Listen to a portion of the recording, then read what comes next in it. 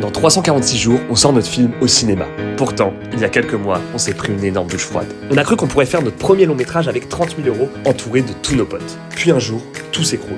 On apprend un truc qui change absolument tout. Si vous voulez sortir votre film dans les salles de cinéma, il vous faut les agréments. Les agréments, c'est la certification du CNC qui dit que le film a été produit dans les règles, donc qu'il peut exister économiquement. Sans agrément, aucun distributeur ne t'accompagne. Sans distributeur, pas d'argent pour la promotion. Et sans promotion, aucun cinéma ne prend ton film. Résultat, une sortie fantôme. Et obtenir les agréments implique une règle essentielle: respecter les conventions collectives qui fixent les salaires minimums de chaque métier sur un tournage. Autrement dit, plus de bénévolat, même entre amis. À ce moment-là, Hector, notre producteur, a dû prendre le relais. Au cinéma, les salaires minimums dépendent du budget du film. On appelle ça les annexes. Pour les techniciens, il y a l'annexe 1, pour les films au-dessus de 3,5 millions d'euros. Par exemple, un chef opérateur, la personne qui s'occupe de l'image, sera rémunéré au minimum 2758 € par semaine. L'annexe 3, pour les films entre 1 et 3,5 millions d'euros, ici ça sera 1500 € la semaine pour le chef opérateur. Et nous, on était hors annexe, c'est-à-dire en dessous d'1 million d'euros. Dans ce cadre-là, les techniciens, y compris nous, les réalisateurs, sont payés autour du SMIC journalier, donc 415 € la semaine pour un chef opérateur. C'est un vrai effort et un sacré engagement. Les comédiens, c'est différent. Hector a dû appeler tous les syndicats de producteurs avant de comprendre que le cachet minimum est le même quel que soit le budget de ton film. C'est 418 € par jour. C'est plus élevé que celui des techniciens, mais il faut comprendre une chose: un comédien tourne beaucoup moins qu'un technicien. S'il tourne un film par an en tant que premier rôle, c'est déjà énorme, car ça fait seulement 20 à 30 jours de tournage. Et puis tous les castings et l'attente ne sont pas rémunérés. À ce moment-là, c'est clair.